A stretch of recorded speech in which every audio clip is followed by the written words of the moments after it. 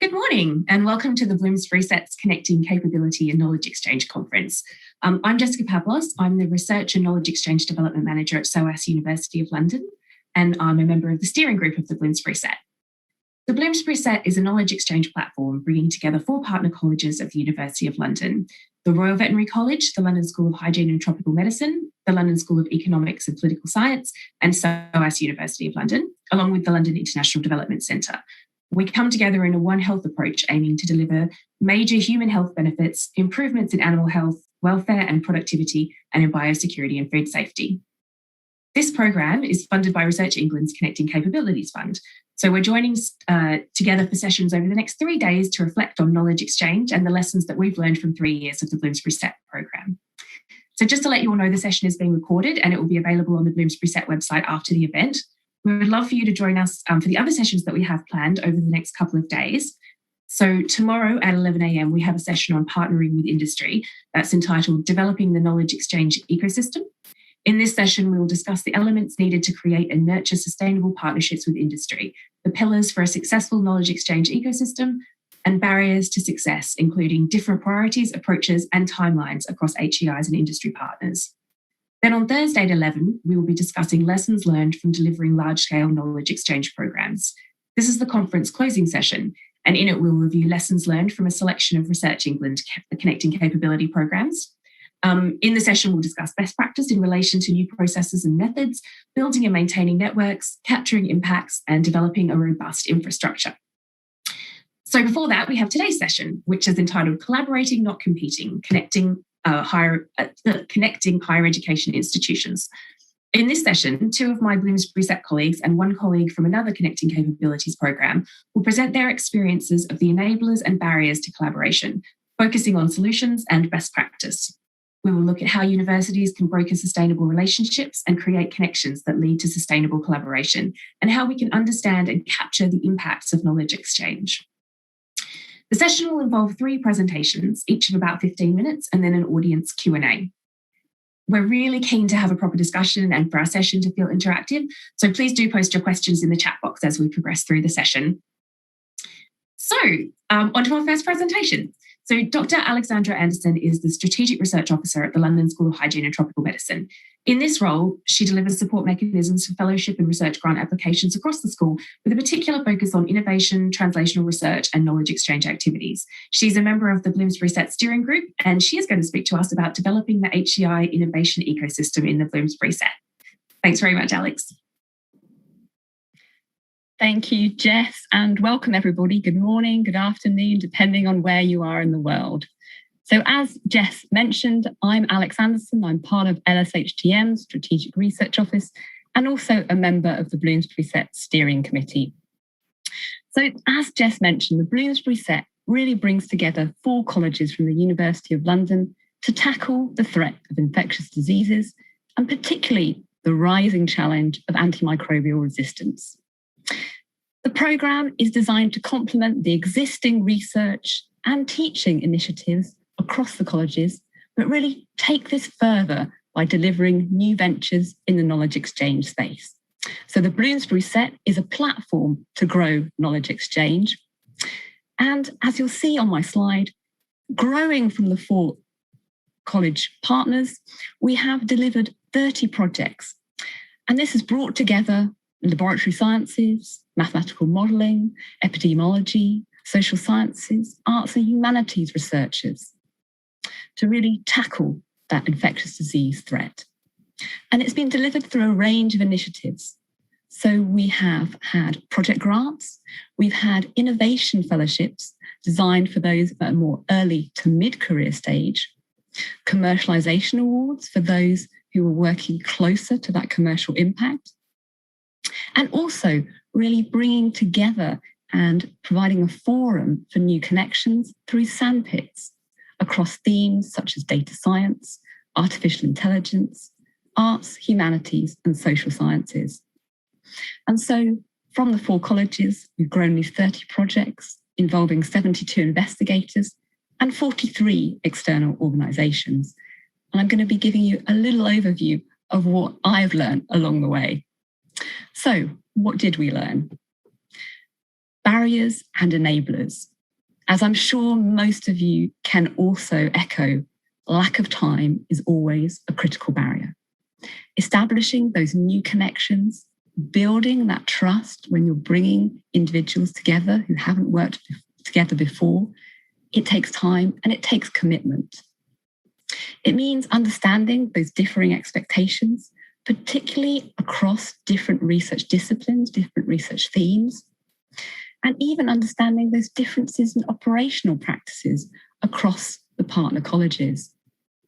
For example, who is responsible for particular elements as you're progressing things like contracts? Different teams have different names in different operations across the different partners. So understanding those processes, all of that takes time, takes investment, takes commitment. But a key enabler, and really what I think I can reflect on through the project, is people. All of our colleges are very mission-led. We're small and specialised, but we're driven by our mission to really deliver impact.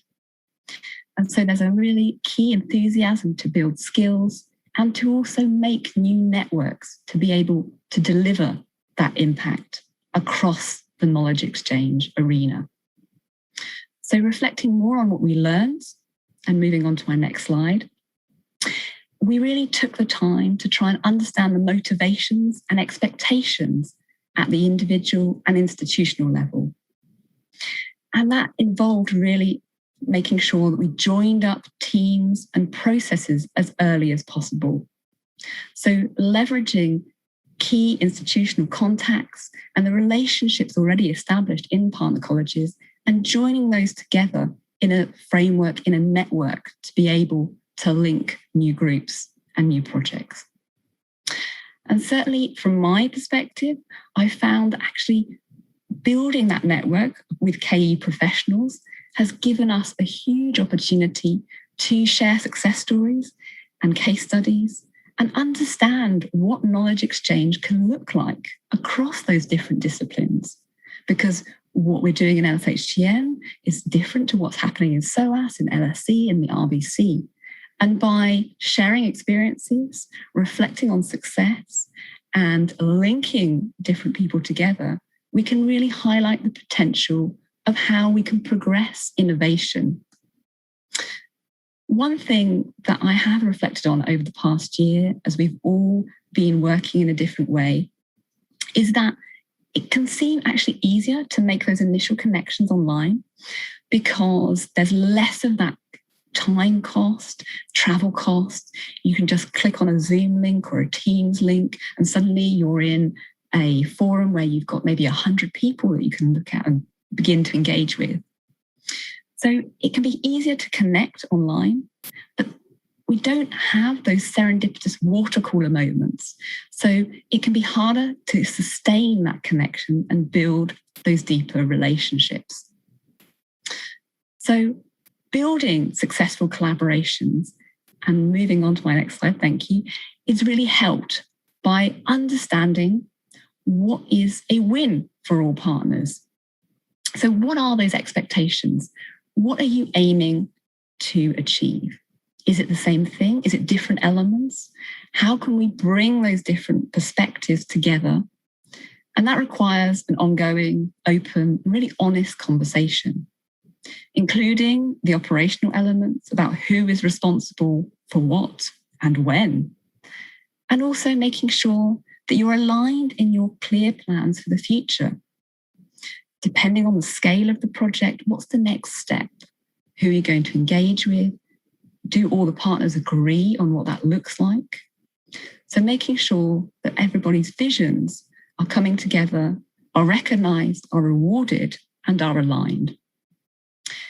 And we were asked, as we prepared for this session, to really reflect on those more intangible and less quantifiable benefits from knowledge exchange platforms. And so in preparing this, I canvassed some opinions from some of our awardees, and what came out really strongly was from our early and mid-career researchers that the benefit is beyond the commercial. It's about priming their future pipeline. And so I've just added a few quotes on the slide that you can see. And it really highlights that forming these new connections is really important in helping them to think about their careers as they go forward. So you'll see in that first quote that many early career researchers feel that they've actually got a limited network initially. So platforms such as the Bloomsbury Set can provide a valuable forum to make those connections. And in that second quote, you'll see that people still can feel quite siloed in their everyday research experience. So this provides that key direction and key time to be able to open up one's eyes to the power of multi-sectoral collaborations and think about how that can be replicated in future interactions. And I think my favourite quote is the last one. So by connecting disparate groups together, we can create something greater than we could have achieved alone. And hopefully that really sums it up. But the benefit is beyond those just at the academic level. There's also benefit to knowledge exchange teams in building that innovation ecosystem.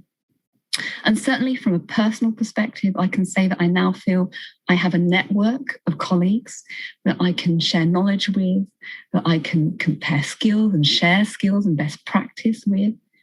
And it's incredibly useful and brings new insight because I can understand what's worked across different disciplines, and actually enables us to de-risk ideas because we can leverage each other's practical experience and what's worked and what hasn't worked and shouldn't be tried again, and also finding those flexes in the system that can really help accelerate innovation, accelerate knowledge exchange.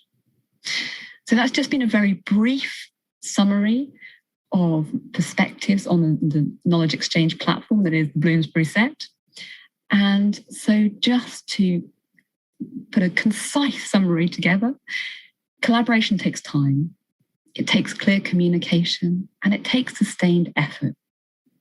But when you do that, you can get benefit at the individual, at the team, and at the institutional level to create something greater than we could have achieved alone. Thank you very much. Great. Thank you so much, Alex. I think probably a lot to think about there, and hopefully we'll get some good questions from the audience so that we can discuss things in a slightly more sort of in a slightly more informal matter later, in slightly more informal manner later. So please do put your questions in the chat box as you come up with them now before you forget them, and then we'll discuss them all at the end with all of the presentations. So our next presentation is from another of my colleagues from the Bloomsbury Set Steering Group. Dr. Aigen Kurt-Dixon is Research and Innovation Strategy Manager at the London School of Economics and Political Science. She's going to reflect in particular on the challenges and enablers of creating interdisciplinary institutional level collaborations. Thanks, Aigen. Thank you. Hello, everyone. I don't have any slides, so I'm going to talk briefly through my notes. As Jess mentioned, I'm here today to share my views on collaborating at institutional level. But I will speak with respect to my own experience in the Bloomsbury Set program, but from purely a social sciences perspective. Hence, the views here are my own. It doesn't represent LSE's institutional standpoint. Did you know UK universities actually received £4.5 billion income from knowledge exchange activities, according to the UK universities analysis in 2019?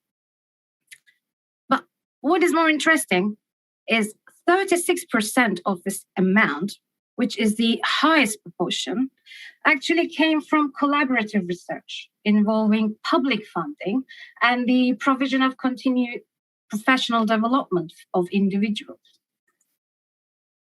I think this demonstrates knowledge exchange collaborations among universities, especially when it is supported by public funding. It's very important to develop such capabilities across institutions. But the question we are all focusing today here, as Alex and Jess mentioned very rightly, is how can universities actually sustain and broker such relationships?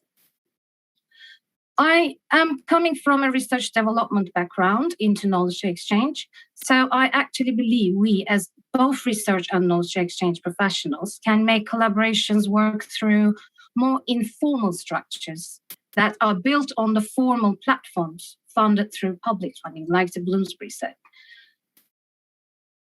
I would like to turn our attention and remind ourselves what the playing field for us are. The three dimensions I see in the playing field. The first one is we all see the research and innovation policy trend is about funding, focusing on value for money.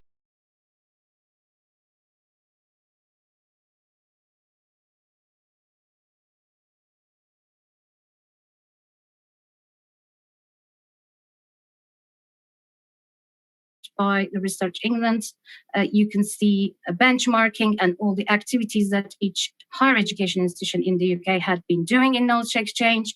So it demonstrates how mission and impact-driven research is brought to the market. And the second one is the academic trend. The question here is, are certain disciplines more prone to collaboration? Why? Why certain disciplines actually are always seen in statistics when we look at research partnerships? Is it a disciplinary trend? Is it institutional? Is it the nature of the subject matter?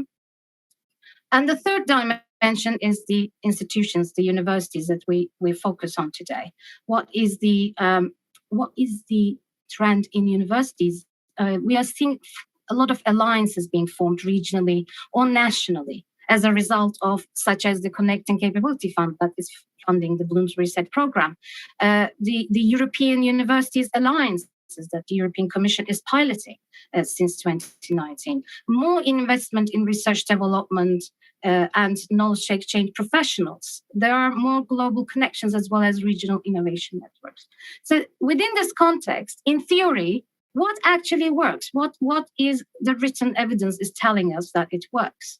Again, three dimensions. One, universities are seen as resource providers, platform providers for serendipity to flourish. How do they do that? They organize sandpits, they run workshops, they invite different partners, they establish technology transfer offices, they train and support for enterprise and commercialization, and they connect to local and national industry, and they generate research innovation excellence to improve their branding and reputation. So they attract more partnerships. The second thing that the theory tells us is geographical proximity. The theory suggests that for innovation, you need to actually connect and build more local networks and university to university networks even to enhance innovation. And following on that, the third dimension is because of these connections, you build trust and confidence among your collaborators. And this might lead to or be starting from teaching, research and knowledge exchange programs, staff and student mobility, and collaborative spin-outs, collaborative knowledge exchange. So this is all said, written, and thought about. But actually, what are the challenges in reality? And what questions do we need to ask when we are looking at theory and reality? Three questions that come to my mind, according to my personal experiences. The first one is, institutional collaborations are based on academic expertise, yes, and research and innovation possibilities, yes, and they all are built around addressing a problem, yes. But are these collaborations, are these involvements is taking place at a high level in terms of institutional commitments? And are the institutions committed to sustain these relationships? Who makes these things happen in the institution? Are there pockets of collaborations within the institution that is actually just connected through individual academics? Or is it an institutional commitment that is just expecting the individuals to connect to each other because senior management thinks it's a good thing to do? The second aspect of the challenge is what the incentives are in your institution. If you are facing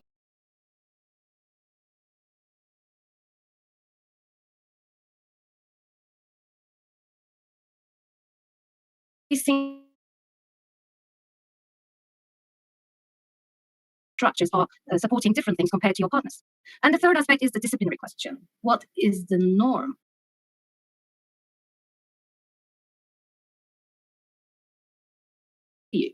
Are academics expected to change their behaviors to comply with collaboration and knowledge exchange agendas that the governments actually suggest us? Or if not, are the research and knowledge exchange brokerage be invested in to fill those gaps and work on sustaining these relationships? I think that's why we are all here. And Bloomsbury Reset, in my experience, is a very unique experience. And there are three reasons for this from my perspective. First of all, it's extensive and very comprehensive disciplinary coverage in addressing antimicrobial resistance. It ranges from microbiology to data science to medical anthropology to behavioral science. And secondly, what is unique about it is it's led by knowledge exchange and research professionals, all taking charge in decision making. As Alex also mentioned very rightly in her presentation, that we all are members of the steering group with academic championships in our institutions. So it is a professional as well as a scientific endeavor and have more informal structures. So we are working as knowledge exchange peers across these institutions. And the third experience, the uniqueness, I think, is a platform for collaboration, innovation, and knowledge exchange, yes, but it is also a capability development, capacity building platform for knowledge exchange professionals within a geographical proximity that we could, before the lockdown, just walk in walking distance to each other's institutions. But of course, the challenges, the questions I mentioned earlier about the institutions, I think in reality are facing or need to ask themselves in building knowledge exchange platforms have affected our collaboration too.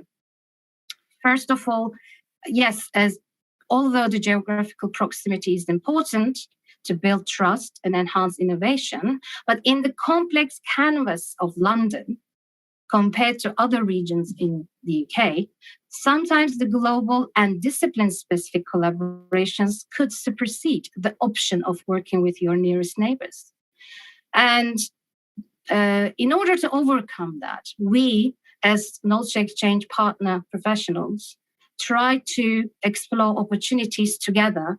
And as soon as some new opportunity arose, we try to encourage new collaborations and introduce new partners from our institutions.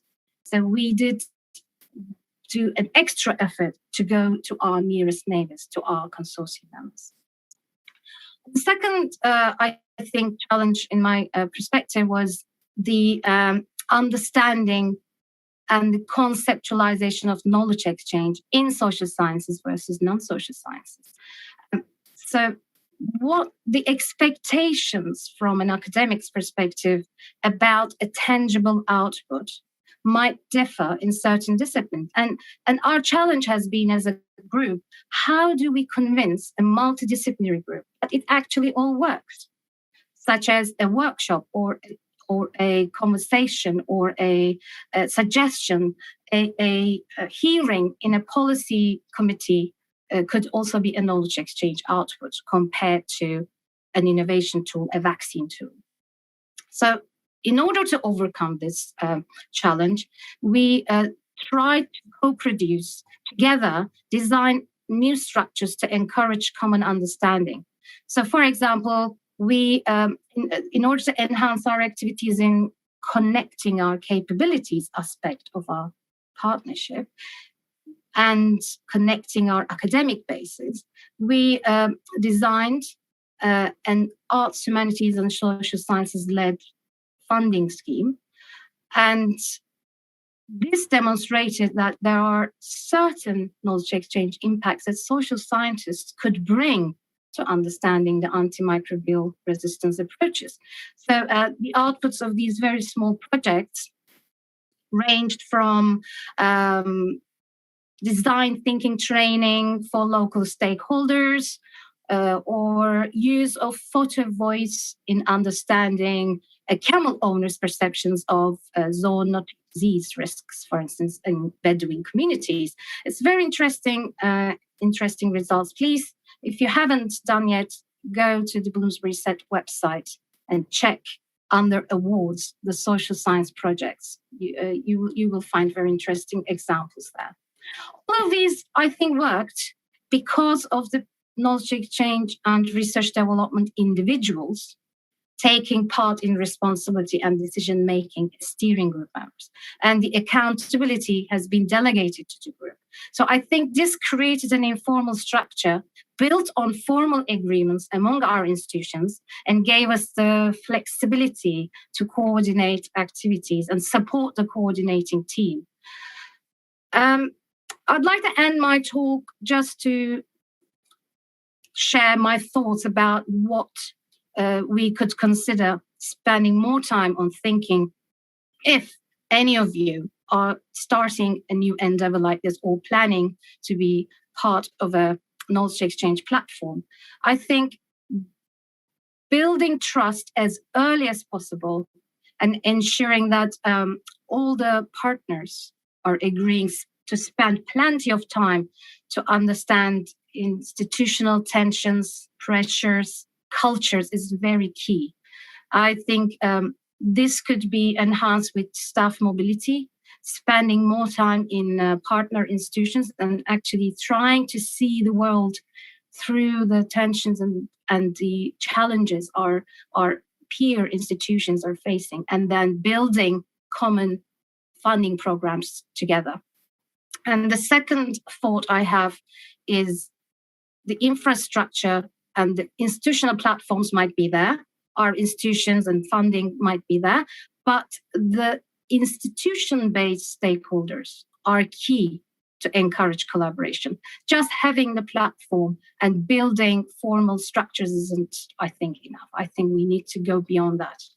And in order to do that, I think, last but not least, I think we need to choose the right people for brokerage who will build that trust and be passionate about connecting the capabilities at institutional level, have influencing competencies, and most importantly, have the resources and the time. As Alex said very rightly, that we spent a lot of time to understand the disciplinary approaches and to also promote the program within our institutions. But we, I think, spending a lot of time with, among ourselves also helped us to build that capacity. So coming back to the beginning, I really believe that we, as the research and knowledge exchange professionals, can make collaborations work. But we can do that through more informal structures built on formal platforms like the Bloomsbury SET. I look forward to the discussion and receiving your questions. Jess, over to you. Thank you so much. I also look really forward to speaking in more detail about some of those issues that you've raised. So just a reminder to everybody who's listening, if you do have questions or you want to see anybody go into more detail about anything that they've talked about, please do put those questions in the chat box and we can go through them at the end. Before that, we just have one final presentation. So I'd like to introduce Hitan Thakrar, who comes to us not from Bloomsbury SET, but from a different Connecting Capabilities Fund program. So he is the programs manager for the MedTech Superconnector, which is a consortium led by Imperial College London, which supports early career researchers in the development and translation of their early stage MedTech innovations. He's responsible for the design, launch and delivery of MedTech Superconnector and oversees all of its programs. So just a reminder before we start, just that all of these sessions are being recorded, so you will be able to watch these later or advise your colleagues to watch them later or whatever else. So I will pass you on to Hitan now. Thanks. Great. Thank you very much, Jess. Firstly, morning, everybody. Hope everybody's well in these trying times. I'd just like to say thank you to the whole of the Bloomsbury SET initiative. Thank you for inviting me along this morning to speak on behalf of Imperial College London and the MedTech Superconnector. This morning I'll be speaking to the other CCF project, or another CCF project rather, funded experiment in the acceleration of medical technologies, MedTech Superconnector. So Established in 2018, the MedTech SuperConnect was put in charge of establishing a consortium of 8 institutions to connect the capabilities, resources, and facilities of 8 institutions. That includes the Royal College of Music, the Royal College of Art, Queen Mary's, and the Francis Crick, led by Imperial. So it's a very diverse group of institutions. The idea being that we share best practice, expertise, and knowledge around developing early stage innovation around the theme of medtech and healthcare technologies, and develop early career researchers. So predominantly professional skills around entrepreneurship and developing ventures within the academic setting. So some of the aims of the funding were to share resources, pool best practice, and experiment in ways of supporting, identifying, and developing early stage medical technologies. So some of the experiments that we ran over the 3-year period were to develop within the context of a venture accelerator, taking technologies through a program of support, infrastructure, and direct funding, focusing on mentorship, access to industry. So taking technologies that perhaps were in adjacent research areas, so not directly related to, perhaps in the first instance, directly related to medical or healthcare technologies. As you can imagine, with technologies coming out of the Royal College of Art and Royal College of Music, have perhaps a different starting origin. So the first experiment was to pull together the existing best practice from the 8 institutions and develop a program of support around developing research and technology within that framework. The next experiment we ran was to center around a theme or a challenge. So we set challenges on mental health and well-being.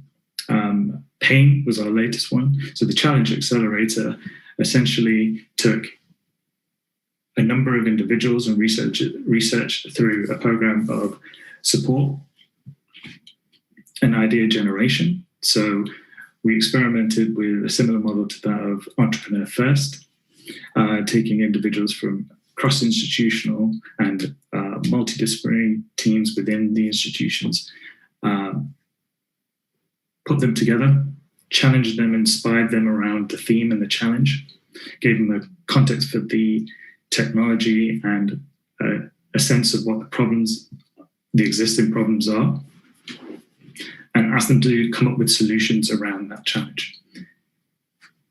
We used a hackathon type model, challenging them, changing the teams, giving them access to specialist input and advice and guidance from industry, and then asked them all to pitch and present and took forward the best 10 ideas through a series of support, funding, and mentorship and business coaching. This was very interesting and an incredible experiment to run. However, as you can imagine, 8 complex institutions working together to move people and money around was very challenging and perhaps not best suited for our consortium. However, it was great learning, and we put that forward into refining what we would consider to be a best practice model going forward. We're now currently in the process of delivering a follow-on accelerator, which is a shorter, focused program of support around the theme of diagnostics. We've partnered with the initiative, the London In Vitro Diagnostics Cooperative here in Imperial. And they're providing specific world-leading modeling around supporting our ventures to take that next step around validating clinical, financial, and social claims of their technologies. This, we believe, is probably a good way forward for us in terms of best practice, partnering with a specific world-leading institution or organization to help support our technologies to take that next step. We're very excited about this and hope to continue working with similar partners as we move forward. So some of the impact we've managed to have thus far to connect industry, external organizations, HEIs, and other early stage technology development organizations has been incredible.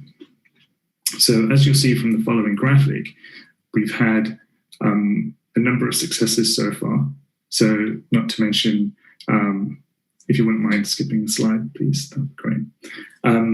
So we've had 24 jobs created, 12 plus patents filed, so some are still in process, as you can imagine. A number of spin-outs and clinical trials and progressed towards clinical trials and user trials. 7.24 million raised in VC and grant money. Admittedly, a large proportion of that is within the grants space. However, we feel that is an incredibly great success story for us, and we do support our ventures to complete and have access to those grants and get inside information, so to speak. These are somewhat headline-grabbing statistics. However, what we're actually funded for is the knowledge exchange between the institutions. And as you can see, the Royal College of Music, through the Superconnector, have been able to spin out and commercialize their very first piece of technology IP, which we're incredibly proud of and hope to increase and have more impact institutionally as we move forward. I'll speak to some of the challenges we've had in collaborating thus far.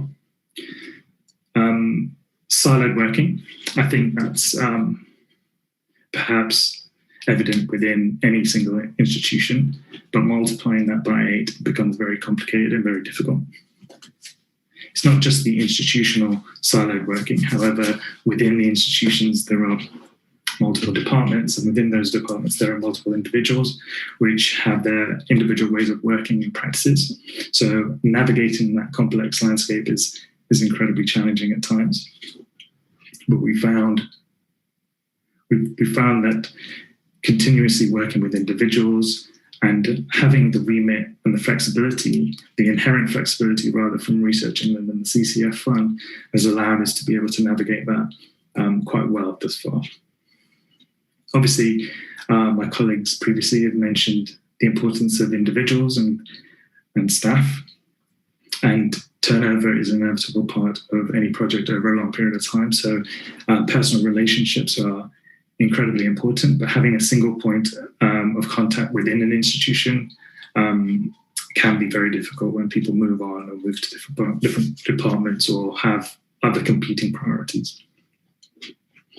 I've written something here, administration and financial constraints, is somewhat a dry topic. However, it's an incredibly important aspect of any large, complex consortium, and especially 8 academic institutions. So navigating that world has been very challenging and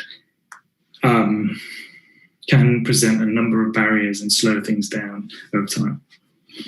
However, what we found in engaging partners and collaborators so far, setting clear expectations. I'm probably not going to cover anything unique in my learning so far that my colleagues haven't already discussed. However, setting clear expectations and more specifically why we're engaging in this activity, we found to be really valuable.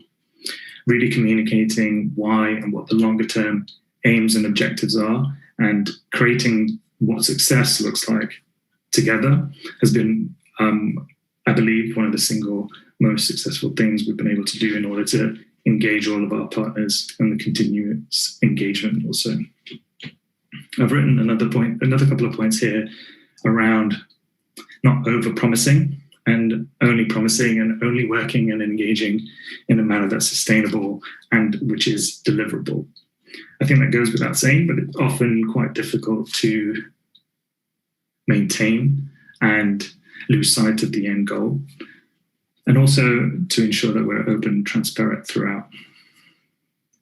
Some of the success factors that we found over the last 3 years can be split into 4 different categories. So personal, so having high commitment from high quality researchers and a high quality network socially and professionally, contributing to a real high-end product. So in this case, an accelerator program of support taking ventures through really contributes to some of our successes to collaborate. It's a project that the institutions, I believe, are proud to be associated with.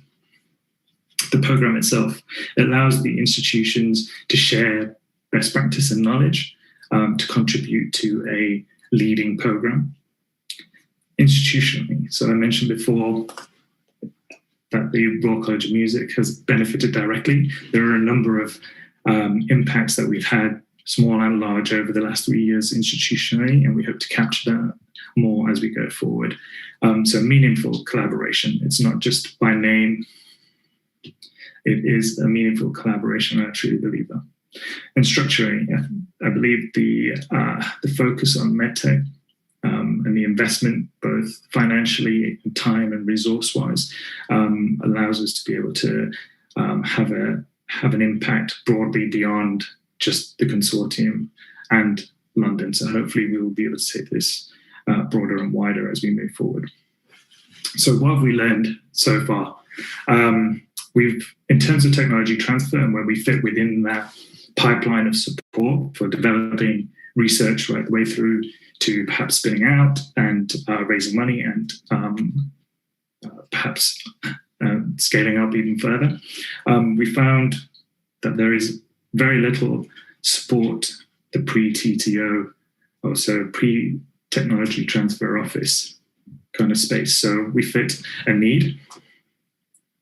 The program delivery, flexibility and being adaptive, so listening to the institutions and being able to adapt our ways of working in order to fit the many different ways in which program institutions would like to deliver the program or administer the program.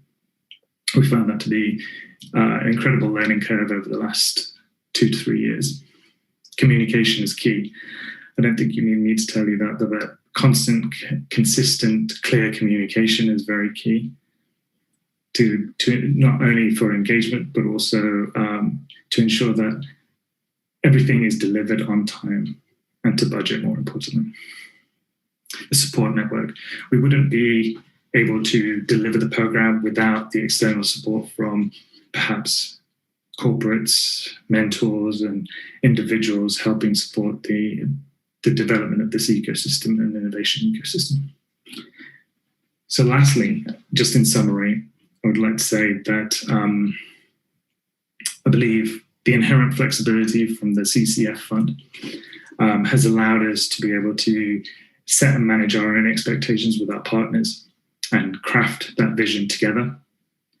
The importance of having defined roles from the operational and the governance aspect we found to be hugely beneficial to the operational delivery of the program and setting the vision and giving individuals and the consortium the ownership to deliver key components of the project themselves, or at least shape that themselves, has been critical. And again, communication and trust. Nothing new, nothing groundbreaking. However, the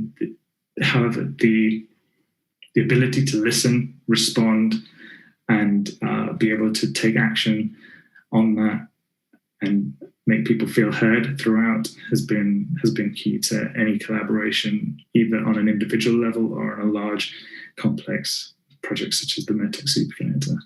So thank you very much, and I look forward to the discussion.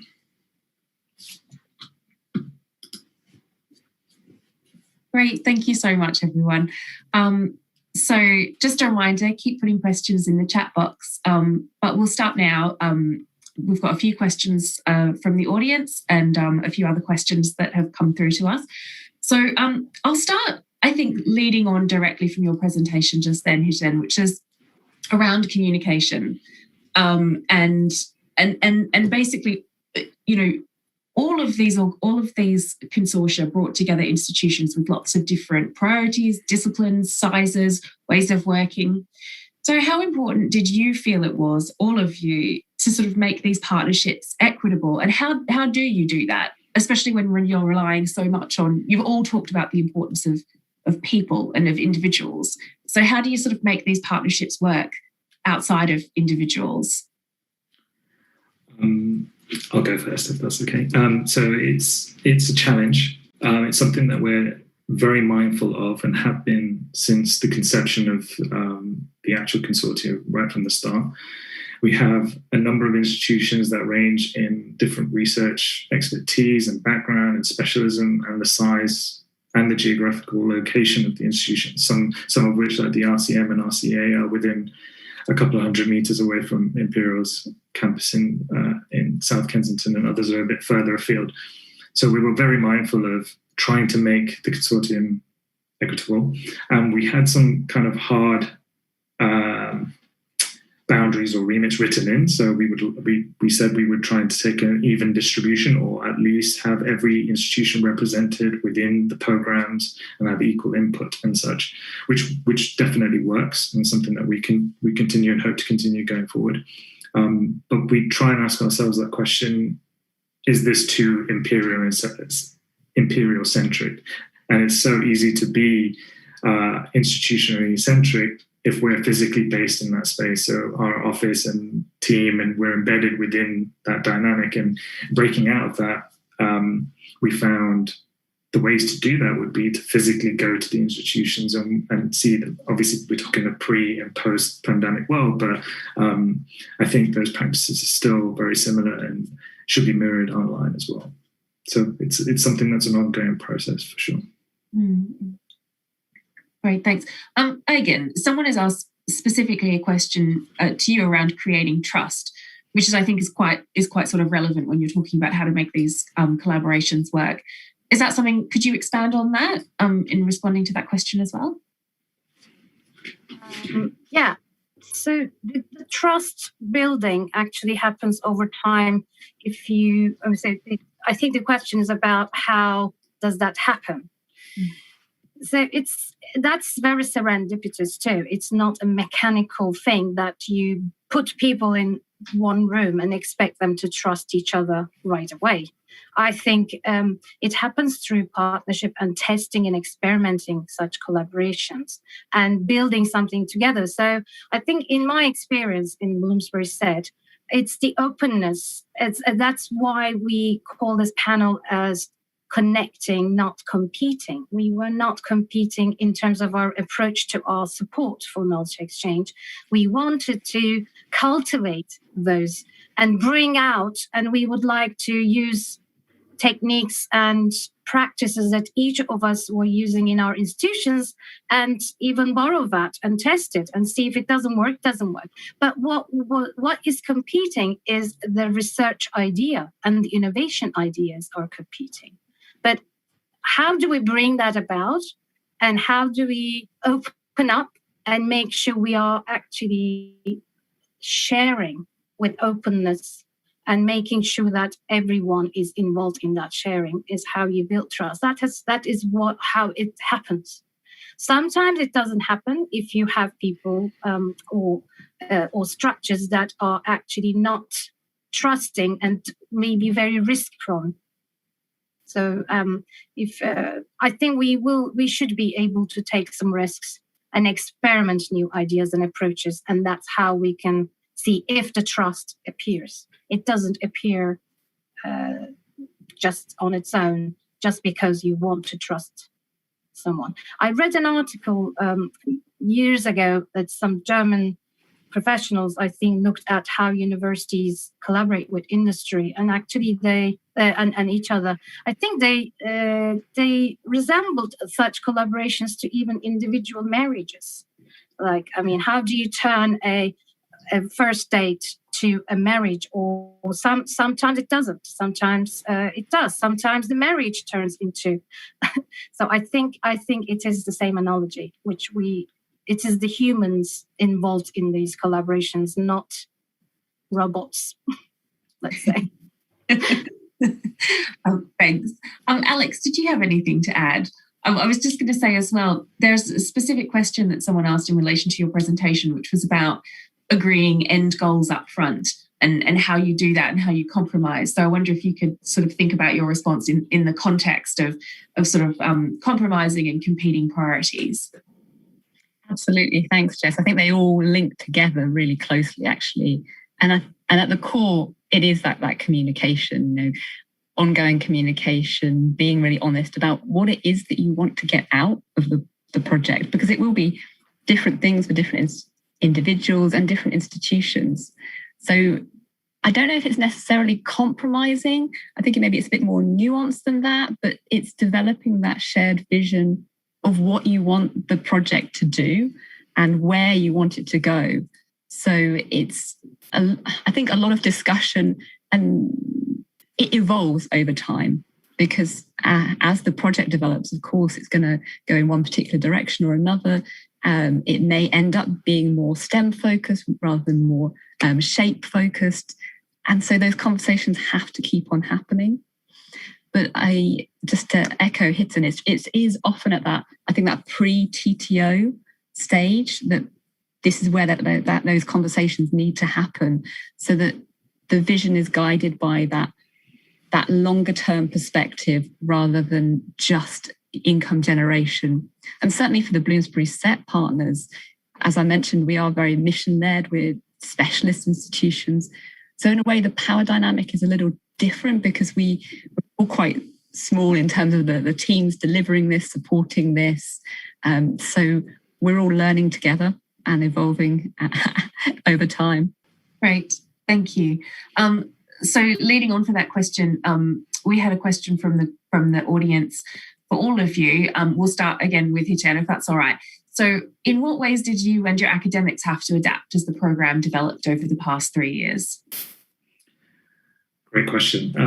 I feel we're challenged with designing, delivering, and adapting continuously and simultaneously, because of the nature of at least the goal we set ourselves was to experiment. So we're adapting constantly to the needs of the institution, the individual early career researchers attending the program, our partners, and the needs of the ecosystem. So some of the specific ways we've adapted are the boring kind of things. So I say boring, but the essential kind of dry subject areas, perhaps the legal, the IP, discussing ownership, those things we've had to adapt a number of times, depending on the individuals, depending on their status within the institution, and such, to the actual delivery and support, the infrastructure of support. So the modes and mediums in which we deliver the support has changed radically from program to program. So we've had to adapt on a number of ways, and over the last 3 years we've done that, and we feel like we're doing that simultaneously, which is incredibly exciting but also challenging. It gives us the freedom to make changes immediately or within a short period of time, which is not often the case with funded projects. So I think that's a huge benefit to the way the CCF was set up. And I think that's allowed us to be flexible and approach for the betterment of the program itself over the overall project itself as well. Aigen, did you have anything that you would want to add to that? So how things developed, Alex?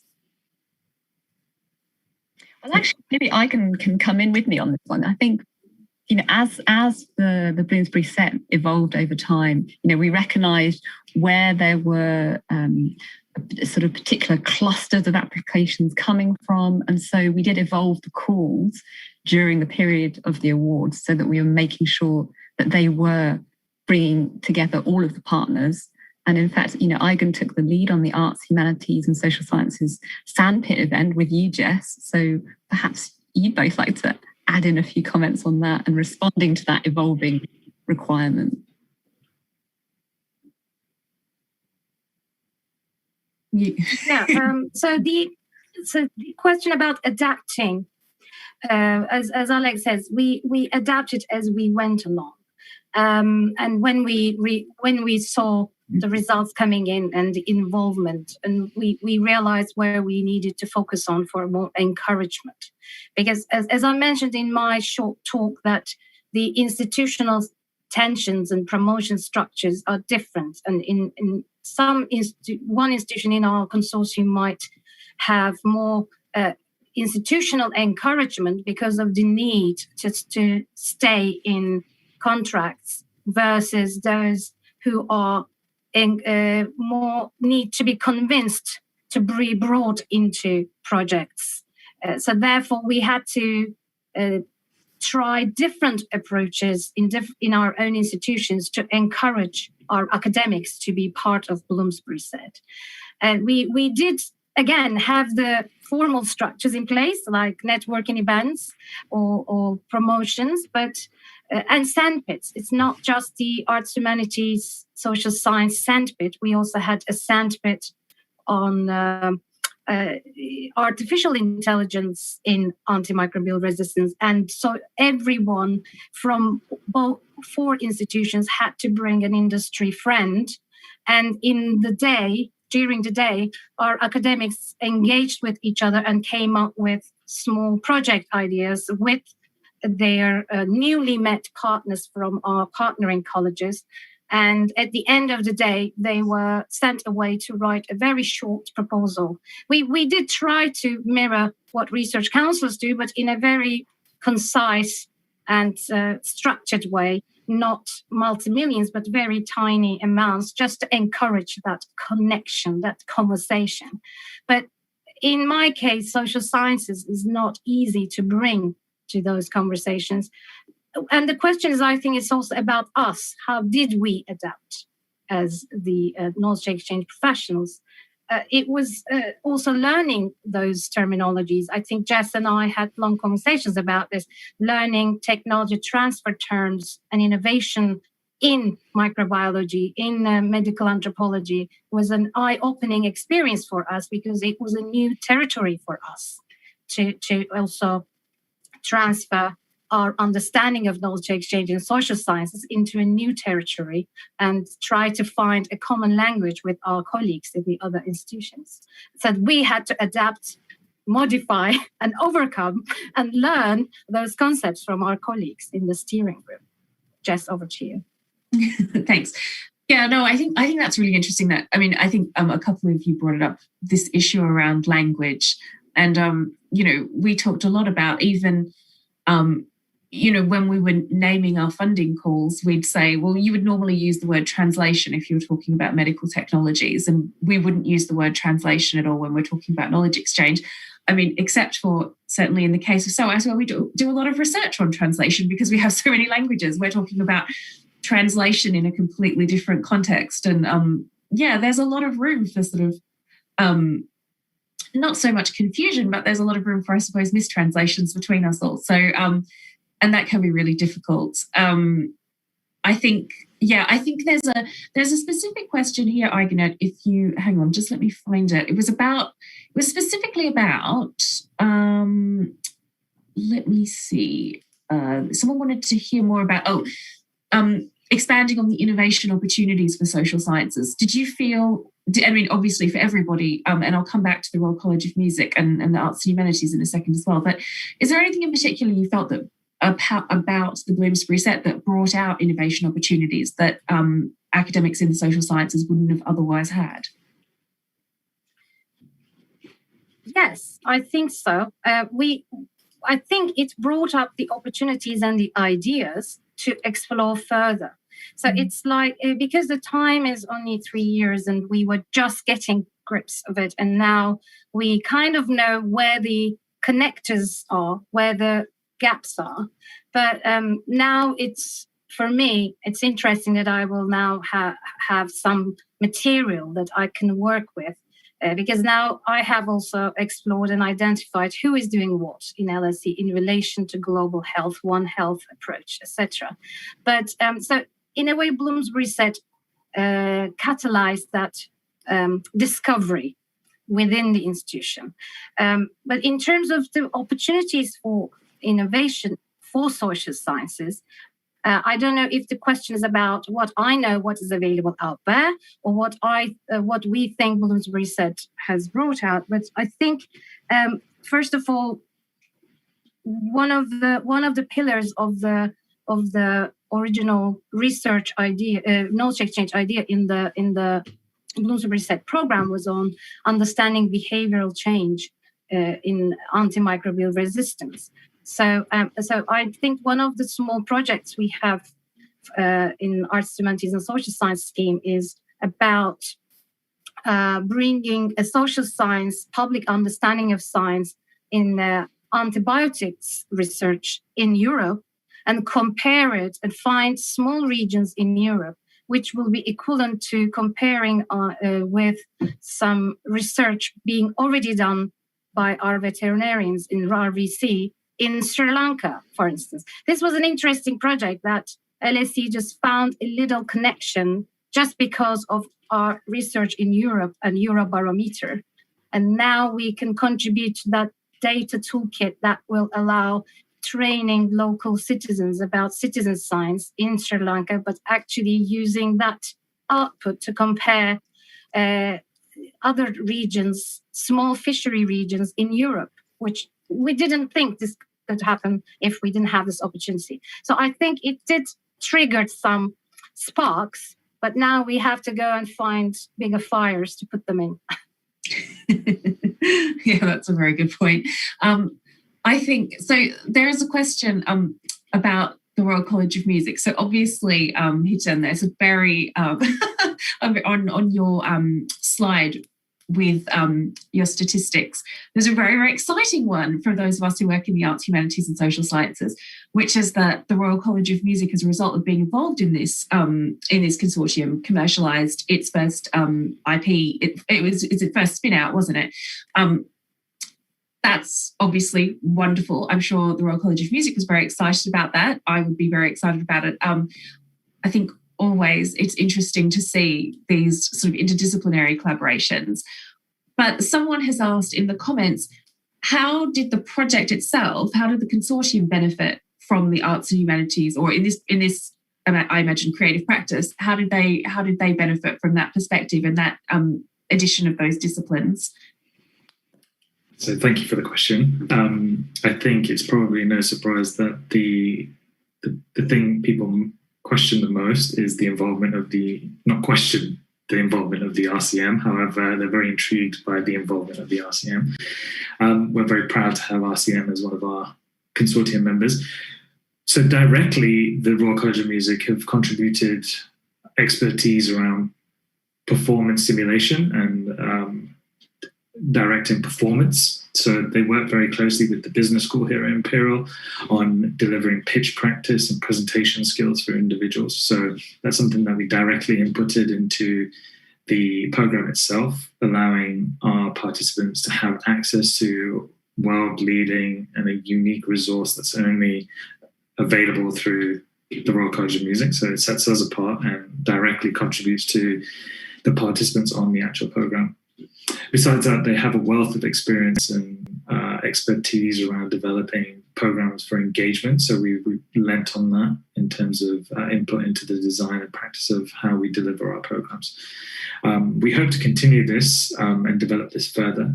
But those are the first two that sort of stand out the most in terms of the direct contribution. So it's an ongoing collaboration and conversation. So. Okay. And do you think that will, what do you think collaborations in the future will look like, particularly from the creative practice institutions? Well, I think I hope we continue that. I think there's a lot to be learned from the way the creative practices. So the Royal College of Art have contributed heavily to the design and implementation of the actual programmatic aspect of support that we offer, from how we review ventures, how we create an environment and an ecosystem around developing ideas and early stage ideas with researchers. So that mix and blend of creative practices and the hard sciences, I think, work really well. And I think it's refreshing for both parties to have exposure to the other side of the fence. So what does it look like in the future? I'm not entirely sure, but I'm keen to add more humanities and creative institutions within the consortium. So we are hoping to take this forward and deliver something broader and wider beyond London. So our institutions are primarily focused within the London region. So we hope to be able to have an impact further and wider and include institutions such as LSE and other creative institutions and humanities-focused institutions to be able to have that merge and overlap of ideas and differing, diverse opinions and thoughts. So thank you. So that leads on to another question that I'm interested in, obviously personally interested in from being involved in the Bloomsbury set.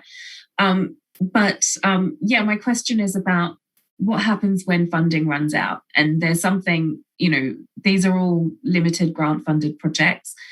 We all think we have stuff that is exciting that we'd like to continue doing.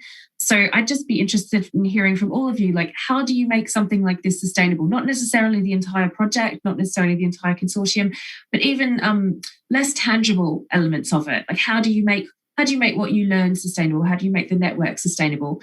What's the most important thing do you think you could do to keep some of the elements of these programs alive? I'll start with Alex, if that's all right. Thanks, Jess. So I think, as you say, there are several elements to this. So one that I think is probably the easiest to sustain in many ways is the network of KE professionals that we've developed, because we have that now in place. We know each other's strengths. We know the focus of each other's institutions. We have that ongoing engagement, and I hope that it will continue to talk to each other, to share experiences, share best practice. So I think that in itself is a sort of a sustainable outcome that will have benefit in the longer term. The landscape is, of course, evolving. As Aigen mentioned, the KEF results came out in March. We've got the Knowledge Exchange Concordat being developed and action plans being developed. And part of that is that bigger picture around reward, recognition, motivation for knowledge exchange. So I think it will become ever more important that KE professionals have those connections locally, regionally, nationally, and internationally, to be able to create that social, cultural, and economic impact. In terms of the individual projects, it has acted as a platform, I would say. So the initial connections have been made, the relationships have been developed, and now, of course, the projects are coming to an end. So it is that key element of deciding, well, what has the most promise, who have we engaged with to date, and how can we leverage or capitalize on those relationships? It may be, working with external partners, that there's funding sources that they can also access. And I think it will be, for the projects, a case-by-case basis, perhaps taking elements of the project rather than the entire situation and progressing that towards impact.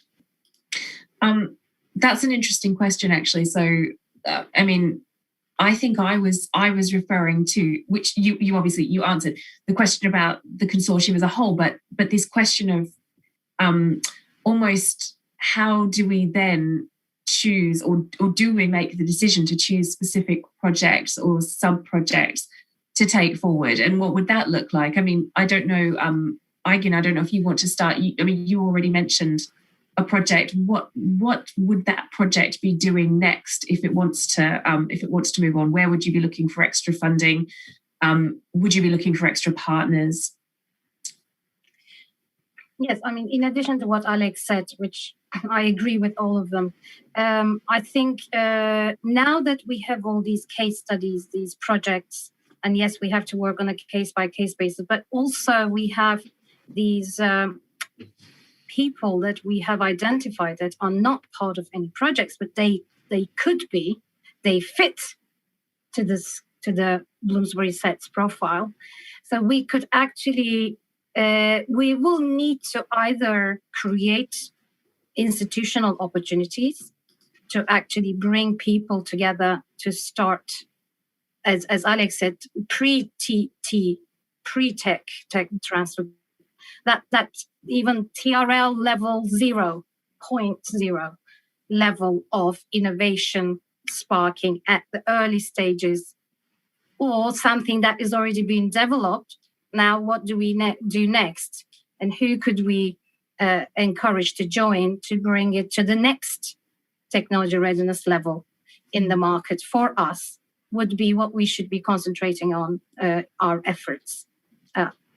Explore new opportunities that for already identified research and knowledge exchange expertise, and also explore where do we take the already developed semi-tangible or tangible products to the next level.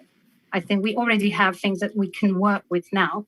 And this is, again, would be a voluntary contribution that each institution will need to think about, because we already spent time and the public funding on it.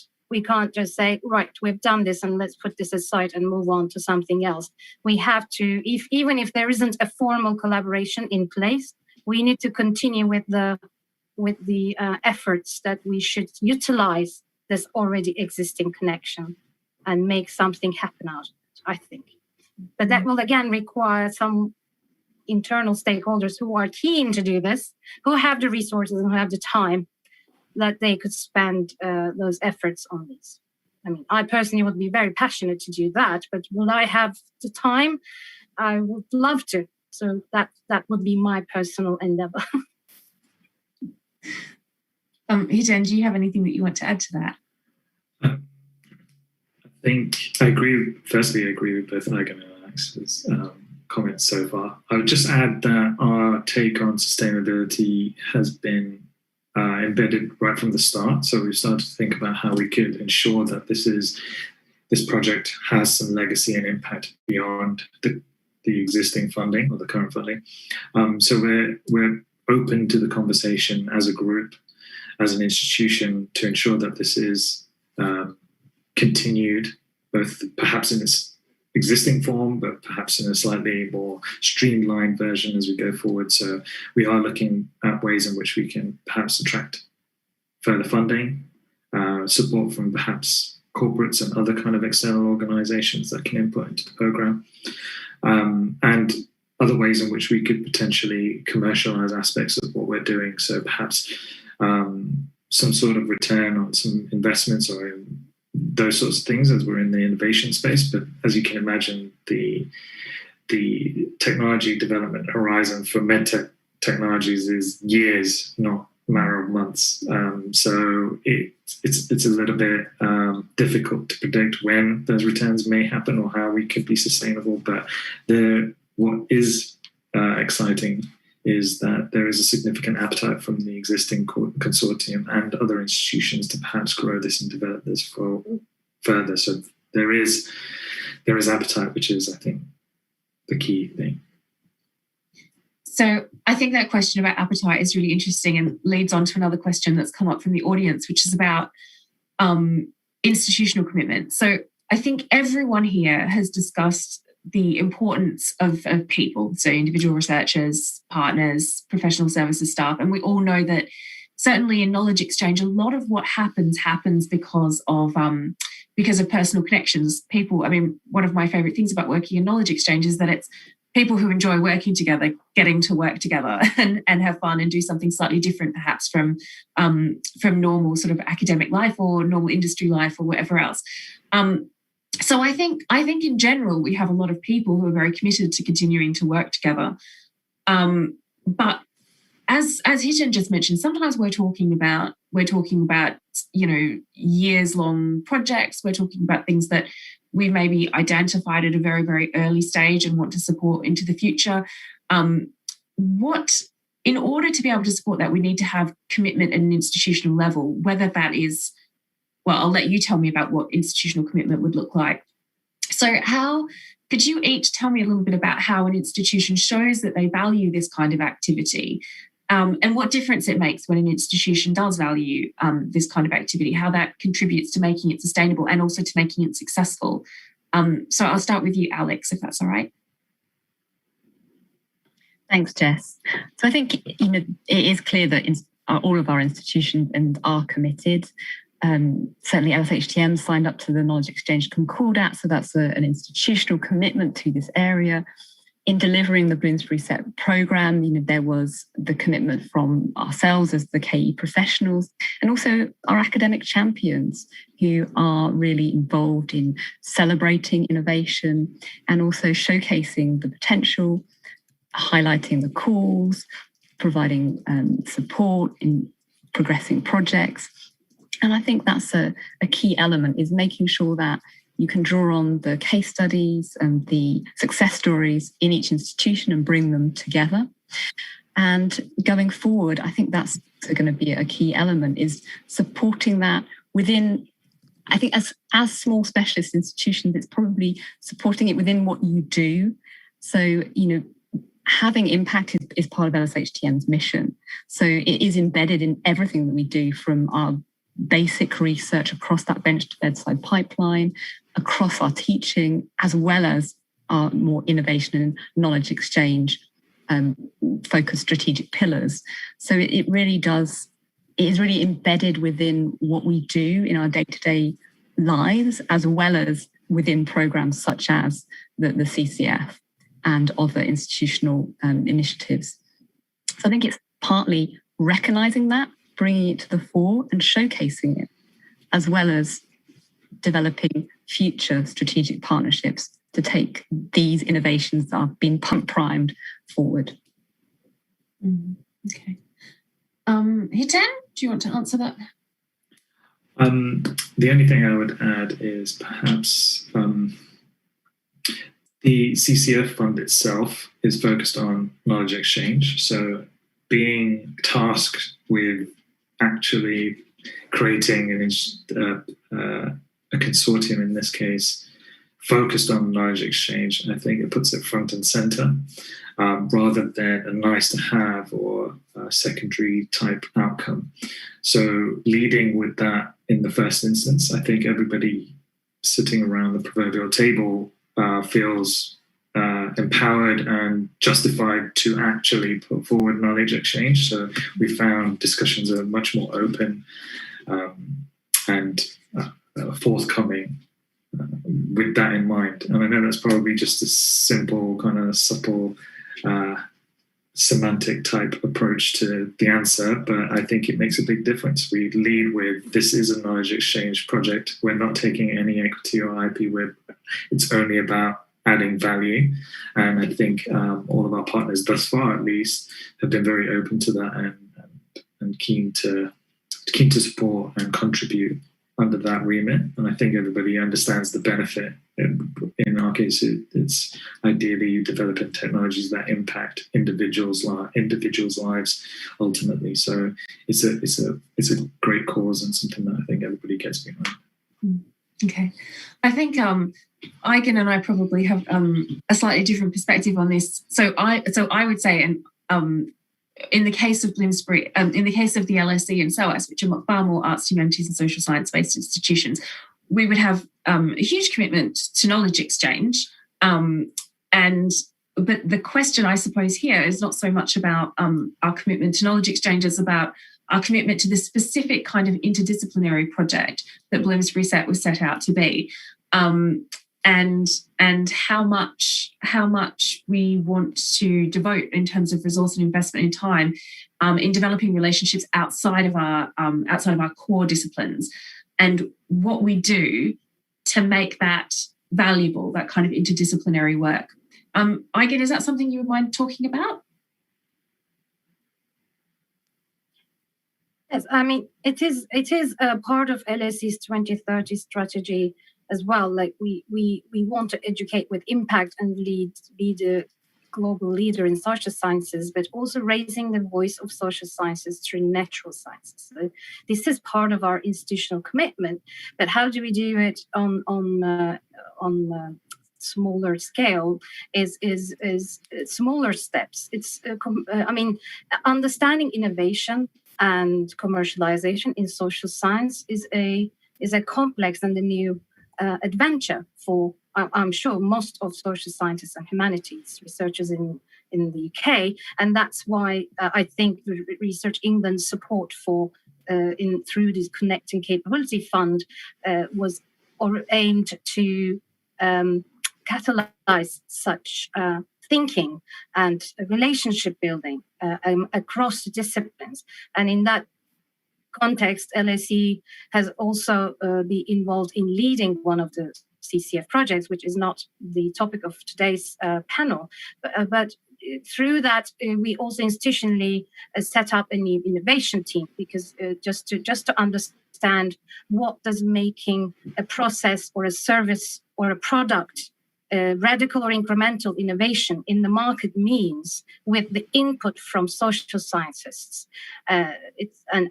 So my personal, let's say,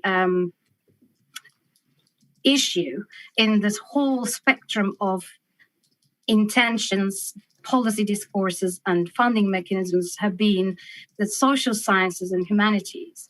How can we bring these disciplines to the problem definition stage of any interdisciplinary research on knowledge exchange project, not at the solution definition stage? So that has been my personal and professional, let's say, at stake in this issue. How can I encourage those connections so social scientists are actually at the early definition stages of a new technology development or a new scientific vaccine development, something, anything to do with a new product, but how can they be part of that thinking? So for me, I'm sure for you too, all of us who have social scientists in their institutions, LSHTM also have social scientists. It is that convincing or negotiation that we get involved with our academics. Like how do we convince or negotiate that there is something in it for them, that they can actually be connected?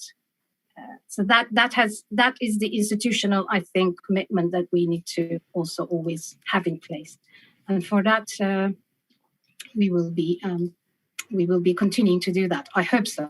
As long as I work in this profession, that's what I will be doing. Brilliant. Okay, thank you so much. So we've got about 5 minutes left. So I would say probably one question.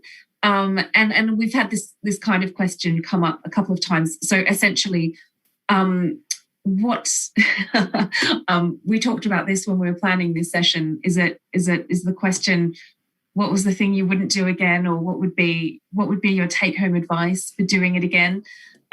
So your favourite or most important lesson learned, if you were advising someone who was at the beginning of putting something like this together, and I would say the beginning could be proposal stage, what's the one bit of advice you would give them working together on a multi-university platform involving industry partners? What would you suggest? I'll start with you, Ten.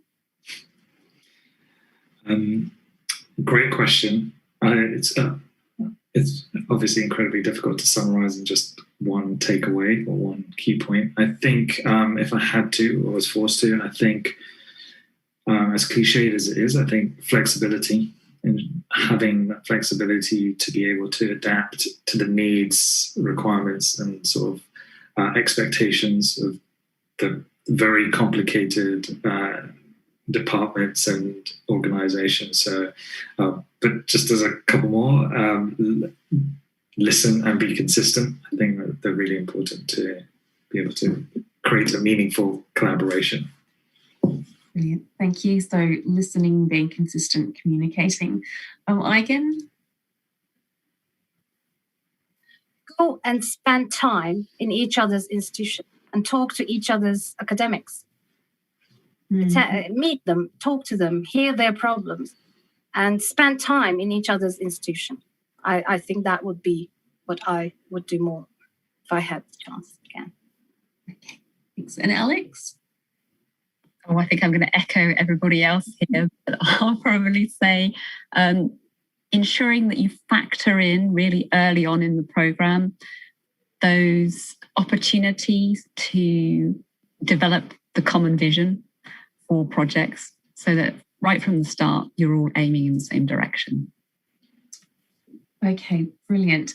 I am just going to ask one more question, because I think in some ways this panel, and this is the nature of the panel, in some ways this panel has been quite inward looking. But we did have a question about the government expectations on universities' role in growing the economy and how you feel like the CCFs might contribute to that, particularly, again, thinking about going forward. What do you think about how being involved in this CCF might help and how that might help universities better contribute to the economy? Aigen? It's not a very easy answer. I know. That's definitely what the funding ethos is about. We're bringing the fantastic research that all disciplines are doing and making a difference in society. So I think, and universities play a key role in this. Of course, universities' place in the whole innovation system is very, very key. But I think what we need to do more is tell the story to the external world better in a more meaningful way, not just a box-ticking way, a more, I think, comprehensive way, and in a more neutral way, and to tell the decision makers that this is actually university's contribution, and we have done all this research and we've solved these problems. What are you going to do about it? We want more funding, of course. Yeah, I certainly think, from my point of view, working on the CCF, the way that it's been structured in terms of, KPIs and what we were expected to deliver is so different from a normal research project that it does give you good stories, good data. It does give you a lot of different ways of showing the contribution that is being made. So I do think that's helpful, funding that is designed for a specific purpose. So not just the soft skills and the networks and all of that kind of thing, but it gives you, I don't know, I hate to use the word, but sort of ammunition. Does Hiten and Alex, did you have anything that you would want to add to that? I think there's real potential to have an impact, a wider impact. So we're hoping with our future plans that we're able to contribute more to the government's expectations, or perhaps levelling up and other kind of industrial strategy-led initiatives. So there is potential. We have the ambition and the goal to do so. So similar to Aigen, I think if there is support available for us to do that, I think that's something that we would be well positioned to do going forward. Brilliant. Alex, did you have anything you wanted to add? I guess just I agree with everything that's already been said. And one last point maybe around the sort of sustainability of our future research pipeline. And this has provided, certainly through the Bloomsbury set, our early and mid-career researchers new opportunities to build those skills so that whatever they want to do in the future, be that remain in academia, working with industry, or moving out of academia, setting up SMEs of their own or going into industry, they are better equipped to be able to do that and contribute to the economy in that sense. Brilliant, thank you. Okay, well, I will bring the session to a close then now. Thank you so much for the audience for coming, and thank you so much for our panelists for some really interesting presentations and some really interesting discussion. I'd just like to remind everybody who's here, please do sign up for other sessions throughout the week. Tomorrow's session, tomorrow's session will be at 11 a.m. again, chaired by Dr. Frank Heemskerk, who is the CEO of Research and Innovation Management Services. And that session will feature speakers from the animal health and pharmaceutical companies, MSD Animal Health and Zoetis, and the Royal Veterinary College. So tomorrow we'll focus on partnership case studies, and we'll delve into how universities and industry can create enabling environments for success by understanding each other better. Probably a lot of stuff again about communication and relationships, and all of those sort of soft skills that are involved with knowledge exchange and making knowledge exchange work. So thank you very, very much again. And look forward to seeing some of you again tomorrow. Bye-bye.